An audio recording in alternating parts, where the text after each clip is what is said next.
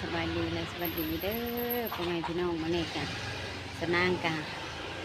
มาพบพ่อกันอีกแล้วพ่อแม่พี่น้องว่าสนางไปทางใดมาทางใดสนางเอาหลานผู้อยู่นำแม่ของสนางนั่นแหละเพิ่นบ่สบายพ่อแม่พี่น้องสนางเอามาหาหมอมากวดเบิ่งเพิ่นเป็นไข้สนางก็ได้เอาหลานมาหาหมอพ่อแม่พี่น้องมาสนางมาคลินิกมาตระเชโนไปแหละพี่นางก็ขี่รถจักรมากับหลาน2 คนพ่อแม่พี่น้องเป็นไข่ได้2-3 มื้อแล้วมันกับโบเศร้าจักเทื่อพี่นางก็เลยเอามากวดเบิ่งว่ามันสิเป็นจังไดมาจังไดพ่อแม่พี่น้องพี่นางก็สิมาถ่ายให้พี่น้องเบิ่งว่ามันเป็นไข่หยัง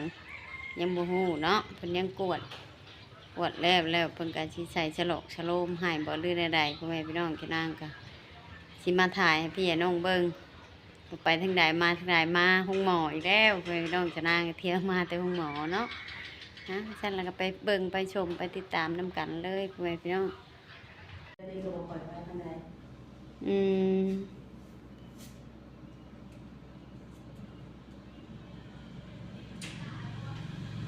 ดึงลงแหละเฉือมันอันนั้น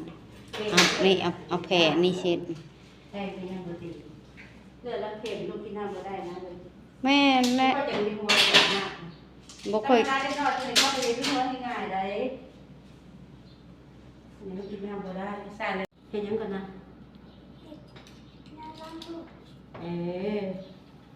แม่เข้าว่าปมือบ่เอาปมือเข้าในลูกเอาปมือเข้าในเ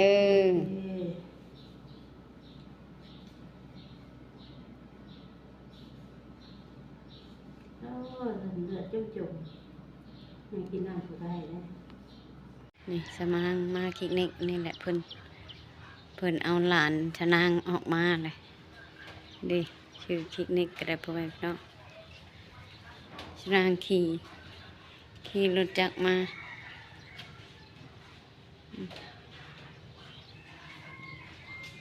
จ้อยป้าต้องไปใส่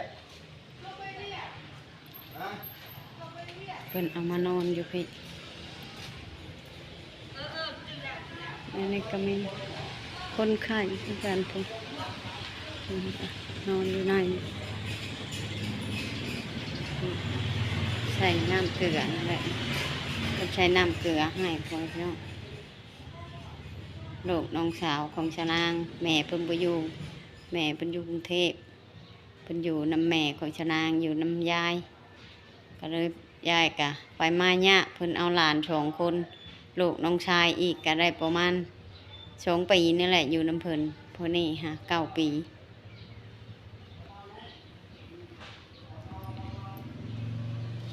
ใส่น้ำเกลือเพิ่นว่าเป็นนะยังวินหัวอยู่บ่กินบ่ข้าวกินข้าวกับหยังวันนี้กินข้าวด้วยดอกบริเวณแนวกินครับกินบ่ข้าวด้วยดอกเอาบ่มีแนวกินครับนั่งมาใส่น้ำเกลือไปพี่น้องเพิ่นและน้ำเกลือเบิดเพิ่นและชะนางกินได้มาหลานเพิ่นเป็นไข้เพิ่นบ่สบาย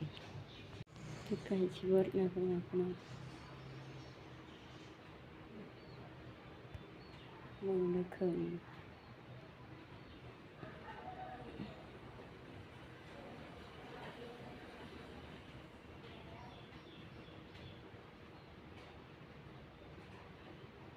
11 โมงปลายเลย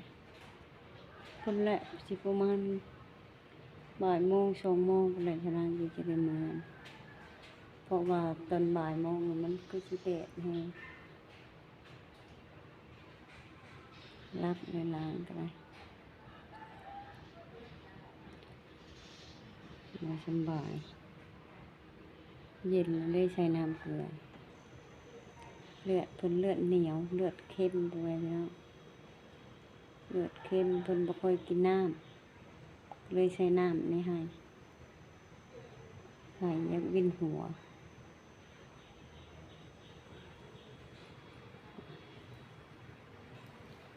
มามีอีกคนน้อยนอนอยู่ทางในมันห้อนทางนั้นก็เลยนอนอยู่นี่ทางในแล้วมีอีกสำหลานของชะนางนี่แหละอยู่ในนั้น เพิ่นก็นอนใช้น้ำเกลือคือกันเบิดแล้วพ่อแม่พี่น้องเรียกทอดเมื่อไรบ้างที่เรียกแล้ว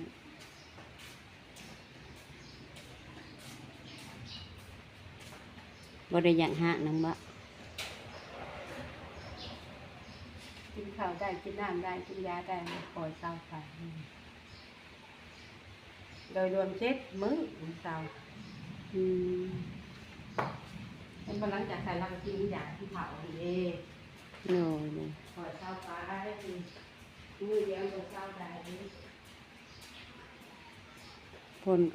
ตกแม่พี่น้องเอ้ยพลังทึ่งเลยย่างก็ได้นั่นแหละที่ได้แข่งผลเมื่ออีกเลยนะหาใส่หมวกใส่นั่งกับปันบัวรอดกับชื่อพากันผลอะไรมือใส่เสื้อกันผลเมื่อแล้วรวมทั้งเบิด550,000เกือบ1,000 บาทแหละเลยพี่น้อง1,000ก็ได้600,000บาทเกือบ1,000 บาทแล้วนี่ยังอยู่100,000จังหอด1,000 บาทมัน1,000 บาทอันได้150,000ดินางติดยายเพื่อ550,000นี่600,000ชิมีทอนเมื่อบาทนี้ฮัมเบิร์ตแข่งผลเมื่อผลก็ตกทึมมาหอดชิโนมาหอดเฮือนเรียบร้อยไปพี่น้องมาแต่ชิโนจะนั่งกระเป๋าพิษขู่มาเพิ่นกินข้าวกินน้ำเพราะว่าคนขาดน้ำพ่อแม่พี่น้องบ้านชะนางกะตอนนี้กับพ่นตกพาห้องอยู่โอ้ยตึมต่ำไม่ชุนตายแหละชะนางเป็นแห่งย่านผาดังช่ำแขกน้อยเพิ่นกระโบสบายเจ็บคอพ่อแม่พี่น้องชะนางกะ